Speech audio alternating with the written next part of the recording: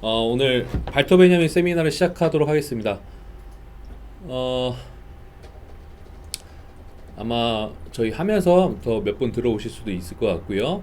저희 함께 제가 발췌한 발터 베냐민의 신학적 정치적 단편과 역사 철학 태제, 역사의 개념에 관하여 이 두 단편을 발췌문을 함께 다시 돌아보고요.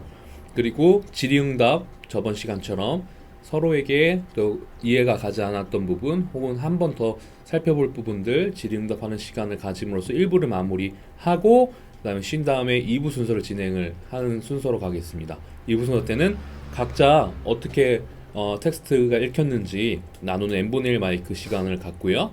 그리고 끝나고 이제 발터 베냐민의 두 번째 텍스트인 앙겔로스 노부스 저희가 올려드렸었는데 그 앙겔로스 노부스에 대한 이야기들도 같이 간략하게 하면서 또 자유토론을 진행하면서 오늘 세미나 공부를 마무리하도록 하겠습니다.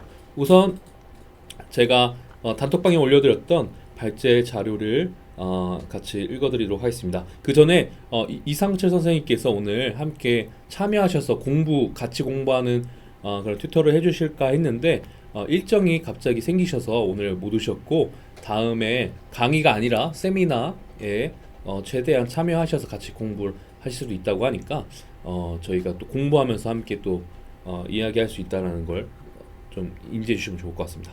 먼저 그러면 공유해드린 발제문을 살펴보겠습니다.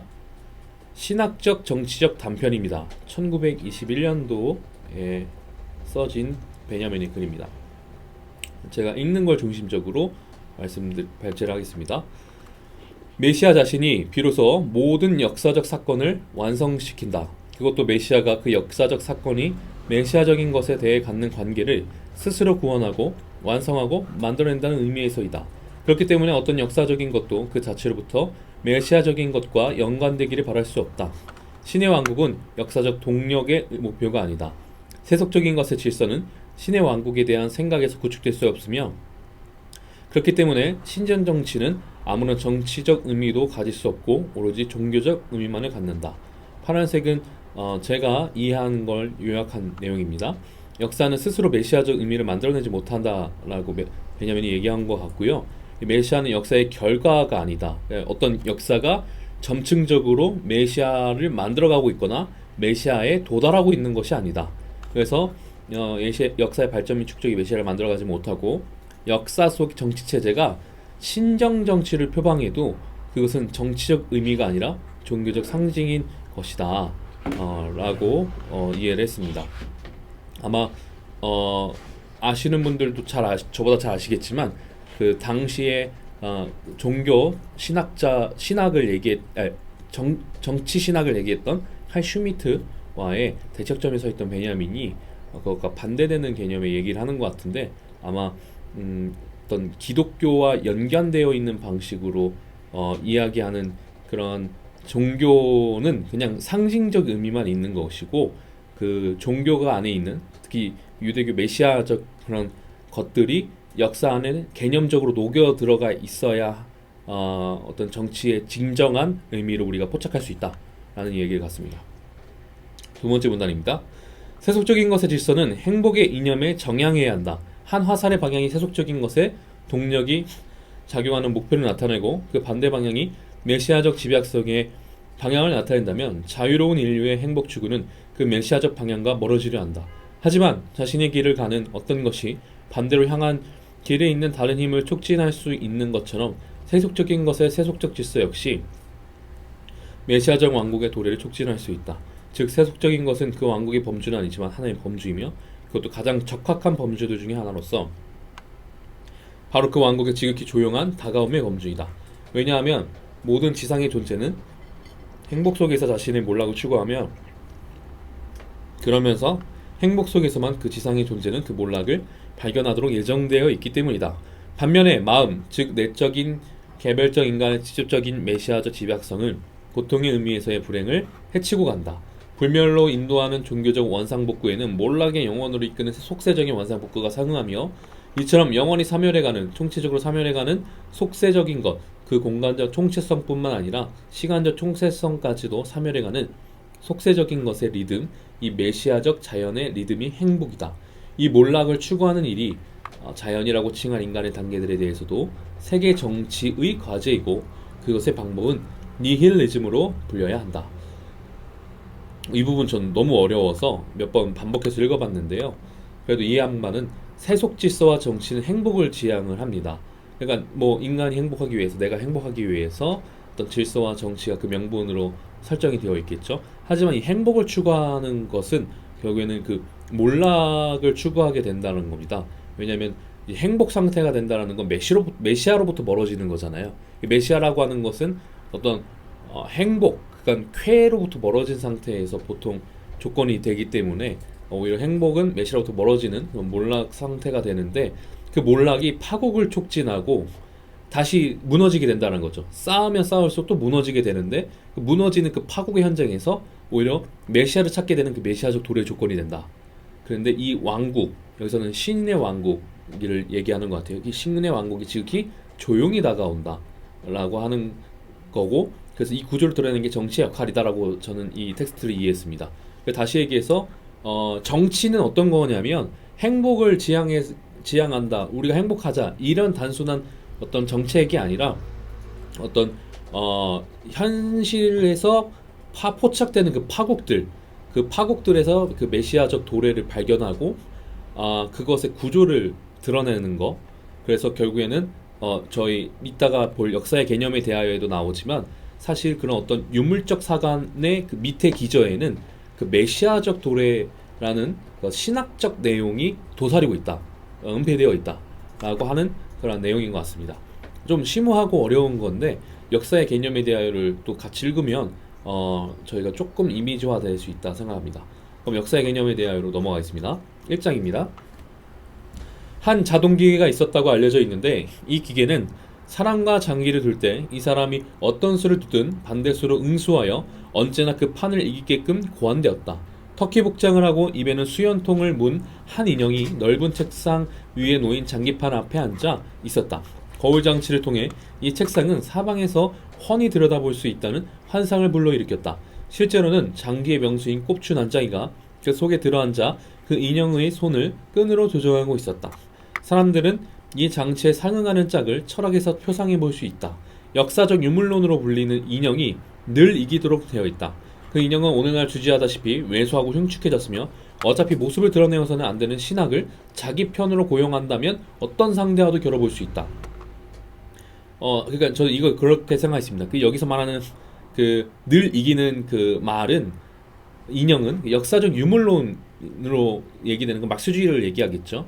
막스주의가 늘 이기려면 그 막스주의를 그 밑에 상자 안에서 조종하고 있는 그 흉측한 그 실체가 있어야 된다. 그걸 신학이라고 지금 대칭한 것 같아요. 그래서 막스주의의 동력은 신학적 사유여야 한다. 그렇지 않으면 막스주의 자체가 힘이 없다 라고 하는 그 베냐민 사상의 되게 특이한 부분을 얘기하고 있는 것 같습니다. 그리고 아까 얘기했던 신학 정치 단편 거기와 또 연속되는 부분이라고 생각이 되고요.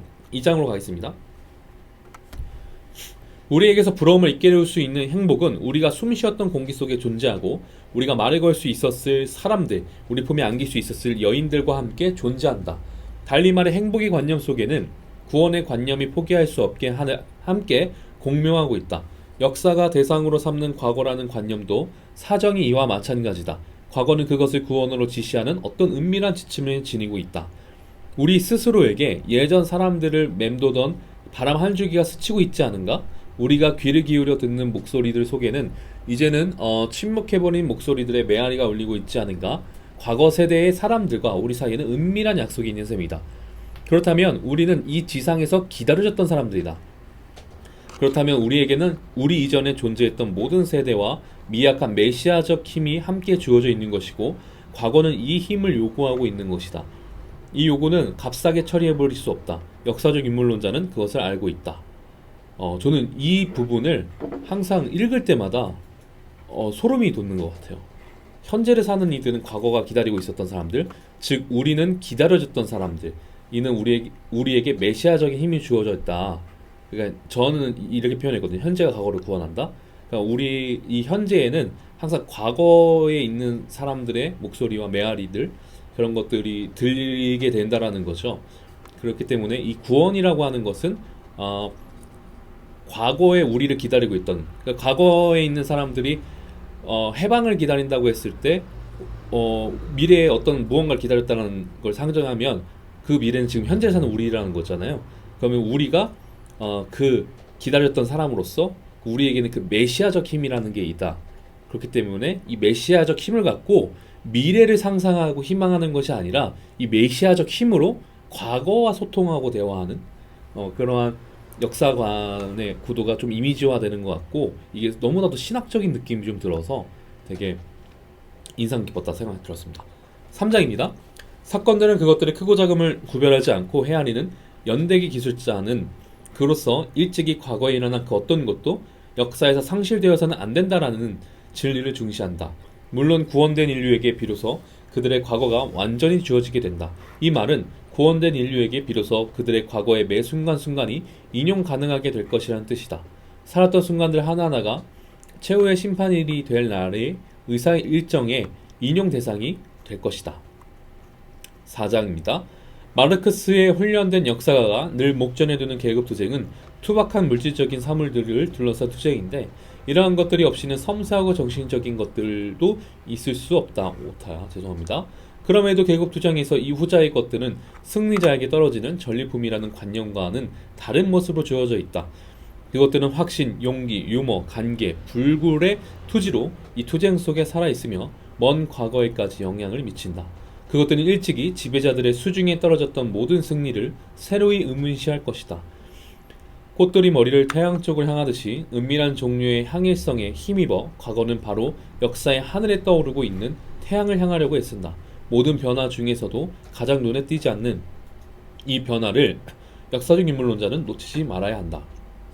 3장과 4장을 보면서 과거가 정말 베냐민의 역사관에서 중요하구나를 느낄 수 있었습니다. 5장입니다. 과거의 진정한 이미지는 휙 지나간다. 과거는 인식 가능한 순간에 인식되지 않으면 영영 다시 볼 수 없게 사라지는 성광 같은 이미지로서만 붙잡을 수 있다. 과거의 진정한 이미지는 매 현재가 스스로를 그 이미지 안에서 의도된 것으로 인식하지 않을 경우 그 현재와 더불어 사라지려 하는 과거에 복원할 수 없는 이미지이기 때문이다. 이것도 되게 심오하다고 생각이 들었습니다. 이 과거의 이미지가 지나가지 않는다라고 전제를 하면 기존의 역사가 그러니까 베냐민이 반대하려고 하는 그 역사 가적 관점에서 서술되는 과거인 것 같아요. 그러니까 역사를 할 때 저희는 과거를 재현을 하잖아요. 그럼 그 과거를 계속 재현된 이미지는 지나가지가 않습니다. 근데 이 진정한 이미지가 지나간다라고 하는 것은 과거가 우리에게 어떤 말을 건다. 그러니까 이게 인과적인 것이 아니라 우연과 어떤 우발적인 순간적인 방식으로 다가온다. 그리고 그 역사가는 그 인식 가능한 순간을 잡을 수 있어야 된다라는 기존 역사가의 느낌보다는 상당히 좀 약간 신학자가 약간 신의 목소리를 캐치하는 그런 느낌의 뉘앙스가 좀 인상적이었던 것 같습니다. 6장입니다. 과거를 역사적으로 표현한다는 것은 그것이 원래 어떠했는가를 인식하는 일을 뜻하는 것이 아니다. 그것은 위험의 순간에 성광처럼 스치는 어떤 기억을 붙잡는다는 것을 뜻한다. 오타가 있다는 건 제가 열심히 적었다라는 방식이기도 하죠. 역사적 인물론의 중요한 과제는 위험의 순간에 역사적 주체에게 예기치 않게 나타나는 과거의 이미지를 붙드는 일이다. 어느 시대나 전승된 것을 제압하려 획책하는 타협주의로부터 그 정승된 것을 쟁취하려는 시도가 이루어지지 않으면 안 된다. 메시아는 구원자로서만 오는 것이 아니다. 메시아는 적 그리스도를 극복하는 자로서 온다. 죽은 자들도 적이 승리한다면 그 적 앞에서 안전하지 못하다는 점을 투철하게 인식하고 있는 역사가에게만 오로지 과거 속에서 희망의 불꽃을 점화할 재능이 주어져 있다. 그리고 이 적은 승리하기를 멈추지 않았다. 그러니까 과거의 이미지는 예기치 못하게 찾아오는 구원. 김수영 씨의 그 글 중에 그런 구절이 있더라고요. 구원은 예기치 못하게 찾아온다. 예기치 못한 곳에서 온다. 그거였나? 어쨌든 과거의 이미지는 예기치 못하게 찾아오는 거고 그걸 붙드는 일은 그걸 단순 재현하려고 하는 타협주의로부터 투쟁하는 일이라고 합니다. 이 타협주의라고 하는 것이 저는 정확히 잘 모르지만 베냐민이 반대하고 있는 근대적 시간관을 갖고 있는 역사가를 의미하지 않을까? 또 신학적 동력을 결여한 유물론적 역사관, 그 역사적 유물론자들을 또 얘기할 수 있지 않을까라는 추측을 해보게 되었습니다. 어쨌든 그 예기치 못한 구원을 포착하는 과거로부터 다가온 휙 지나가는 그 성강을 붙드는 것은 그 재현하려고 하는 타협지로도 소장하는 일이다라고 얘기했습니다. 7장입니다. 비스텔트 클랑주는 역사가에게 만일 그가 지나간 어떤 시대를 체험하고자 한다면 이후 역사의 진행에 관해 알고 있는 모든 것을 머리에서 떨쳐버려야 할 거라고 제안한다. 역사적 유물론이 파괴했던 방식을 이보다 더 잘 특징 지을 수 없다. 그것은 감정이입의 방식이다. 그것의 원천은 순간적으로 스쳐 지나가는 진정한 역사적 상을 붙잡을 자신이 없는 마음의 나태함, 태만이다. 그 태만은 중세 신학자들에게 슬픔의 근원으로 여겨졌다. 이 슬픔의 본질은 사람들이 도대체 역사주의적 역사가는 누구에게 감정이입을 하는지 물음을 던져보면 더욱 분명해진다. 대답은 두말할 나위 없이 승리자에게 감정이입을 한다는 것이다. 오늘에 이르기까지 늘 승리를 거둔 사람은 오늘날 바닥에 누워있는 자들을 짓밟고 가는 지배자들의 개선 행렬에 함께 동참하는 셈이다. 전리품은 통상적으로 늘 그래왔듯이 개선 행렬에 따라다닌다. 사람들은 그 전리품을 문화재라 칭한다. 그리고 그것들을 만들어낸 위대한 천재들의 노고에뿐만 아니라 그 천재들과 함께 살았던 문명의 동시대인들의 노역에도 힘입고 있다. 동시에 야만의 기록이 아닌 문화의 기록이란 결코 없다. 그리고 문화의 기록 자체가 야만성에서 벗어날 수 없는 것처럼 그것이 한 사람에게서 다른 사람에게로 넘어간 전승의 과정 역시 야만성을 벗어나지 못한다. 그래서 경복궁이나 이런 데 가면 안 되나 싶기도 하는 생각이 들었습니다. 8장입니다. 억압받는 자들의 전통은 우리가 그 속에서 살고 있는 비상사태, 예외상태가 상례임을 가르쳐준다. 우리는 이에 상응하는 역사의 개념에 도달하지 않으면 안 된다. 그렇게 되면 진정한 비상사태를 도래시키는 것이 우리의 과제로 떠오를 것이다. 이 부분은 당시 아까 말씀드렸던 정치신학자 칼 슈미트가 비상사태를 결정하는 것이 주권자다 이런 뉘앙스로 얘기를 했었죠. 하지만 베냐민은 좀 약간 그거를 뒤집는 구조로 얘기하는 것 같습니다. 오히려 억압받는 자들에게는 항상 이 비상사태 예외 상태이기 때문에 이걸 비상사태를 도래시키는 것 그것을 이야기하는 것이 오히려 이제 억압받는 자가 되는 거죠. 그들의 일상이 비상사태라는 것입니다. 9장입니다. 숄렘의 시로 시작되는데요. 생일 때 베냐민의 생일 때 선물로 준 시라고 각주에서 했던 걸로 기억합니다. 내 날개는 날 준비가 되어 있고 나는 기꺼이 돌아가고 싶다. 왜냐면 내가 평생 머문다 해도 행복하지 못할 것이기에. 저는 이거 외국어 시를 읽고 감동을 받은 적이 없거든요. 저 한국인이어서 그 감동을 잘 못 느낀다 생각했는데 저 처음으로 태어나서 그 외국어 시를 이거 보고 되게 감동받았던 것 같아요. 그리고 밑에는 파울 클렛 새로운 천사가 앙겔로스 노부스라는 그림이 있습니다. 파울 클렛 제가 좋아하는 야수파 화가인데 이 그림에 대해서 저는 되게 의아한 게 있었어요. 이따가 말씀드리겠는데 이것도 제가 인용한 것이 아니라 그 베냐민의 그 책의 본문 안에 삽입된 그림입니다. 파울 클레가 그린 새로운 천사라는 그림이 있다. 이 그림의 천사는 마치 자기가 응시하고 있는 어떤 것으로부터 금방이라도 멀어지려고 하는 것으로 묘사되어 있다. 그렇게 보이나요? 저는 전혀 그렇게 안 보이거든요. 이게 그냥 정면을 바라보고 있는 것 같아서 그 천사는 눈을 크게 뜨고 있고 입은 벌어져 있으며 또 날개는 펼쳐져 있다. 역사의 천사도 바로 이렇게 보일 것임이 틀림없다. 우리들 앞에서 일련의 사건들이 전개되고 있는 바로 그곳에서 그는 잔해 위에 또 잔해를 쉼없이 쌓이게 하고 또 이 잔해를 우리들 발 앞에 내팽개치는 단 하나의 파국만을 본다. 천사는 머물고 싶어하고 죽은 자들을 불러일으키고 또 산산이 부서진 것을 모아서 다시 결합하고 싶어한다. 그러나 천국에서 폭풍이 불어오고 있고 이 폭풍은 그의 날개를 꼼짝달싹 못하게 할 정도로 세차게 불어오기 때문에 천사는 날개를 접을 수도 없다. 이 폭풍은 그가 등을 돌리고 있는 미래 쪽을 향하여 간단없이 그를 떠밀고 있으며 반면 그의 앞에 쌓이는 잔해의 더미는 하늘까지 치솟고 있다. 우리가 진보라고 일컫는 것은 바로 이러한 폭풍을 두고 하는 말이다. 네, 그러니까 여기 그림에 폭풍이 불고 있고 지금 떠밀려 가는 거예요. 이 천사가 지금 뒤를 돌아보고 있는 거예요. 그러니까 앞에 이게 꼬리 같은 건가 봐요. 그래서 진보라고 하는 거, 뭔가 인간 발전, 뭐 사회 발전이라고 하는 이 폭풍이 이 천사를 앞으로 나가게 지금 떨밀고 있는데, 천사는 계속 뒤에 있는 파국과 그 잔해 더미를 바라보고 있다는 거죠. 이게 아마 베냐민이 이야기하려고 하는 역사가의 시선이어야 되는 그런 지점이지 않을까 생각을 합니다. 7장입니다. 수도원이 수사들에게 명상을 위해 지시하는 대상들은 세상과 세상사들로부터 그들을 떨어지게 하는 데 목적이 있다. 우리가 여기서 추적하고 있는 사유과정도 이와 유사한 규정에서 나왔다. 이러한 사유과정이 의도하는 바는 파시즘의 반대자들이 기대를 걸었던 정치가들이 파시즘 앞에서 무릎을 꿇고 자신의 대의를 스스로 저버리고 있는 이 마당에 정치적 관심을 가진 평범한 사람들을 그 정치가들이 씌워놓은 그물망에서 풀려나도록 하는 데 있다. 이러한 관찰은 이 정치가들의 진보에 대한 완고한 믿음, 그들의 대중 기반에 대한 믿음, 그리고 통제 불가능한 기구의 노예처럼 종속되어 있는 모습이 동일한 사안의 새 양상이었다는 데에서 출발한다.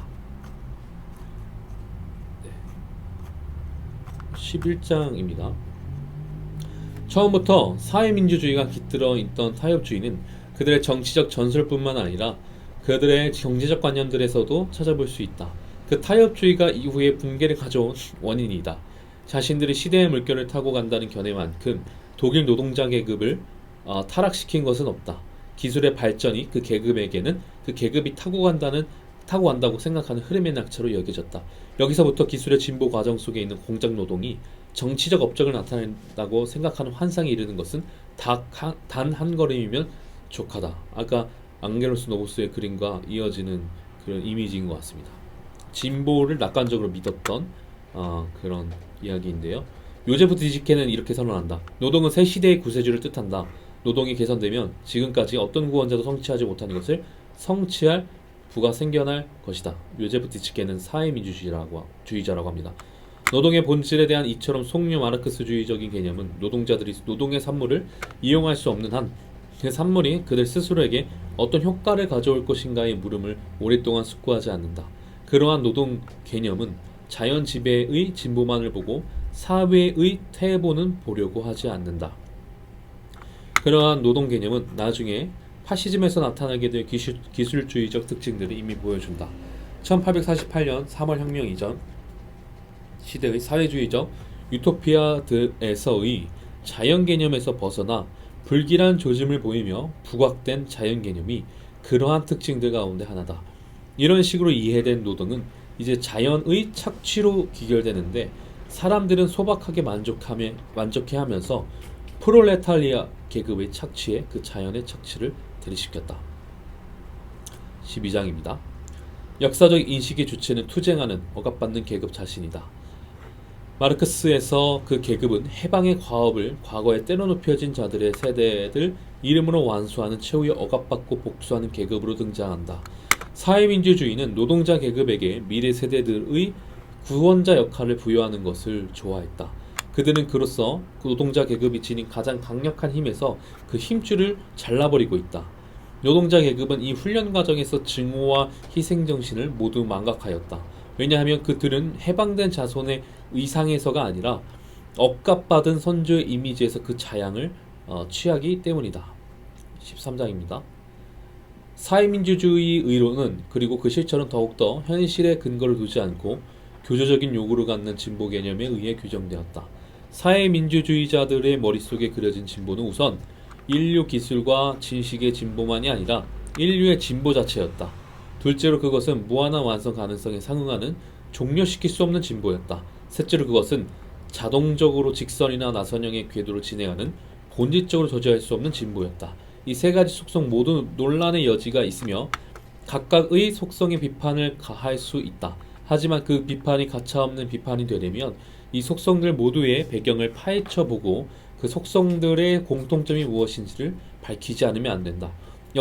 역사에서의 인류의 진보라는 생각은 역사가 균질하고 공허한 시간을 관통하여 진행해 나간다는 생각과 분리될 수 없다.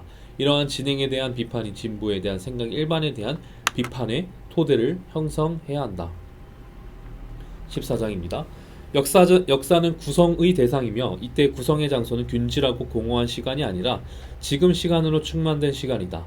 프랑스 혁명은 마치 유행이 과거의 의상을 인용하는 것과 똑같이 고대 로마를 인용하였다. 유행은 현재적인 것을 그것이 과거의 덤불 속 어디에서 움직이고 있든지 알아채는 감각을 갖고 있다.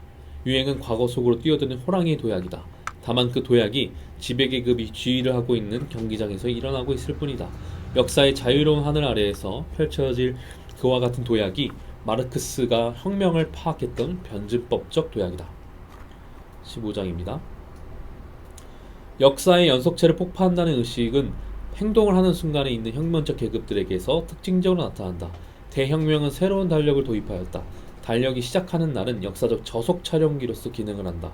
그리고 회상, 기억의 날들인 공휴일의 형태로 늘 다시 돌아오는 근본적으로 그와 똑같은 날이다. 따라서 달력들은 시간을 시계처럼 세지 않는다. 달력들은 역사의식의 기념비들이며 이 역사의식은 유럽에서 100년 전부터 가장 희미한 흔적조차 남아있지 않은 것 같다. 이 시계적 시간론, 시간은 시계처럼 세지 않는다. 이게 되게 독특한 것 같아요. 저희는 너무 시계와 시간을 너무 같이 등치시키는데 이 시계가 동그랗지만 사실 이 연속적인 게 아니라 일직선으로 가고 있는 수치적인 것이기만 하는, 그래서 과거를 하는 것이 아니라 그냥 앞으로 나아가는 화살 같은 시간관으로 상정을 하고 있고 그거에 대비되는 것으로 달력적 시간관을 얘기하는 것 같습니다. 그 달력적 시간관은 어떤 기념비를 내포하고 있는 기능을 하고 있다 그랬죠. 16장 경과는 시간이 아니라 그 속에서 시간이 멈춰서 정지해버린 현재라는 개념을 역사적 인물자는 포기할 수 없다. 왜냐하면 그러한 현재 개념이야말로 그가 자기의 인격을 걸고 역사를 기술하는 현재를 정의하기 때문이다. 역사주의가 과거에 대한 영원한 이미지를 제시한다면 역사적 인물론자는 과거와의 유일무이한 경험을 제시한다. 이게 핵심 내용인 것 같습니다. 볼드체 하려다 깜빡한 건데요.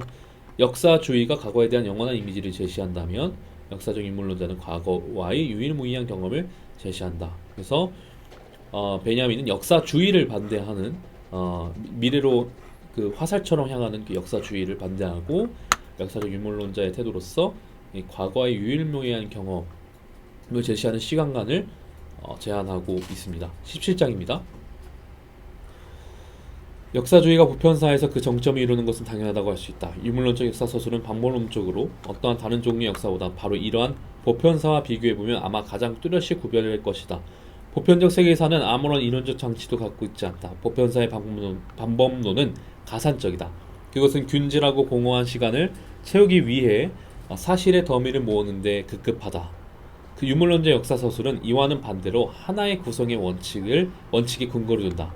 사유에는 생각들의 흐름만이 아니라 생각들의 정지도 포함된다. 사유는 그것이 긴장으로 가득한 상황, 성자 속에서 갑자기 정지하는 바로 그 순간에 그 상황에 충격을 가하게 되고 또 이를 통해 그 상황은 하나의 단자로 결정된다. 역사적 인물론자는 역사적 대상에 다가가되 그가 그 대상을 단자로 맞닥뜨리는 곳에 다가간다. 오타가 많아진다는 건 급했다라는 거죠. 이때 마감이 다가와서 이러한 단자의 구조 속에서 그는 사건의 메시아적 정지의 표지, 달리 말해 억압받은 과거를 위한 투쟁에서 나타나는 혁명적 기회의 신호를 인식한다. 그는 균질하고 공허한 역사의 진행 과정을 폭파하여 그로부터 하나의 특정한 시대를 끄집어내기 위해 그 기회를 포착한다. 이런 힘으로 그는 한 시대에서 한 특정한 삶을, 필생의 업적에서 한 특정한 작품을 캐낸다. 어떤 사건의 사실적 나열들, 그 사실 더미들이 아니라 어떤 특정한 그 사건, 특정한 삶을 끄집어내는 부분을 강조하고 있습니다. 18장입니다. 마지막 장입니다. 호모사피엔스의 역사는 하루 24시간의 끝자락 마지막 2초 정도에 해당한다. 문명화된 인류의 역사는 이 척도에 비춰본다면 기껏해야 마지막 시간, 마지막 초의 5분의 1에 지나지 않는다. 메시아적 시간의 모델로서 전 인류의 역사를 엄청난 축소판으로 요약하고 있는 지금 시간은 우주 속에서 인류의 역사가 이루는 앞의 모습과 엄밀하게 일치한다. 부기로 A와 B를 서술했는데 이것도 제가 발췌한 걸 읽어드리겠습니다. 역사주의는 역사의 여러 계기들 사이에 인과적 결합을 세우는 데 만족한다. 그러나 어떠한 사실 정황도 그것이 원인이라는 이유로 이미 역사적 사실 정황이 되지는 않는다. 그것이 역사적 사실 정황이 되는 것은 사후에 수천 년의 세월이 동떨어져 있을지 모를 사건들을 통해서이다. 이러한 점을 전제로 출발하는 역사가는 사건들의 순서를 마치 염주처럼 손가락으로 헤아리는 일을 중단한다. 그들은 그 자신의 시대가 과거의 특정한 시대와 함께 등장하는 성자 구조를 포착한다. 그는 그렇게 해서 메시아적 시간의 파편들에 박혀있는 지금 시간으로서의 현재의 개념을 정립한다. 이 A와 B를 읽으면 사실 핵심을 다 읽는 거라고 생각이 듭니다. B입니다. 시간이 무엇을 그 품에 숨기고 있는지를 묻는 점술가들에게 시간은 분명 균질하고 하게도 공허하게도 경험되지 않았다. 이 점을 염두에 두는 사람은 아마 회상 속에서 과거의 시간이 어떻게 경험되었는지 가늠할 수 있을 것이다. 즉 마찬가지로 경험되었다. 알려져 있다시피 유대인들에게는 미래를 연구하는 일이 금지되었었다. 그에 반해 토라와 기도는 그 미래를 회상 속에서 가르친다. 이 회상은 점수가들에게 정보를 얻으러 가는 사람들이 빠져들었던 미래를 그 미래가 지니는 마법에서 벗겨내 주었다. 하지만 그렇다고 해서 유대인들에게 미래는 균질하고 공허한 시간이 되지 않았다. 왜냐하면 그 미래 속의 매 초는 메시아가 들어올 수 있는 작은 문이었기 때문이다. 이게 아까 맨 처음에 얘기했었던 그런 부분, 일장의 부분과 또 연결되는 것 같아서 엄청난 신학적 의미가 담겨져 있는 느낌이 들었습니다. 네, 그래서 제가 나름 파란색 글씨는 정리해 본 겁니다. 역사로서의 시간이라는 건 인간과 관계된 시간입니다. 이 자연의 시간이 아닌 문명화된 그 시간인데요. 근데 이 시간으로서 역사주의라고 가정을 하면 베냐민은 이 역사주의를 비판합니다. 역사주의라는 건 이 사건들의 우연이 아니라 인과와 연속이 있어서 서로 깨어보려는 태도로 보고 있기 때문에 그렇습니다. 이는 근대적 시간이면서 직선적 시간관입니다. 그리고 이거는 계속 일정하게 재현되는 게 있습니다. 휙 지나가는 게 아닙니다. 그리고 또 이 역사적 시간, 역사주의의 근대적 시간은 뒤돌아오지 않고 앞으로 슉 날아가는 화살 같은 시간이기 때문에 과거를 그냥 재현만 합니다. 역사를 바라보는 방향이 미래를 향하고 있다면 이는 근대적 시간이고 진보적 사관이 여기서 벗어나지 못했다. 그 아우구스티누스가 갖고 있었던 정통적 시간관에서 근대적 시간과 진보적 시간이 사실 벗어나지 않았다. 똑같이 미래를 향하고 있었다라고 이야기합니다. 하지만 베냐민은 과거의 파국을 바라보는 것이 역사를 바라보는 태도.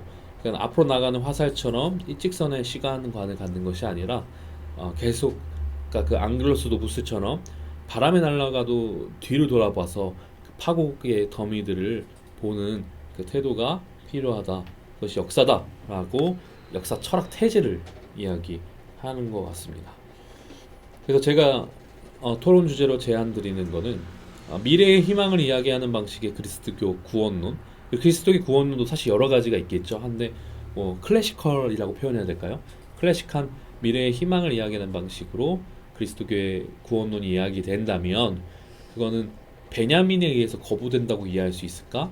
또 그 거부된다면 이 베냐민적 비판을 수용하고 이를 극복한 구원론을 이야기할 수 있을까? 라는 토론 주제를 한번 던져보면서 발제를 마무리하도록 하겠습니다.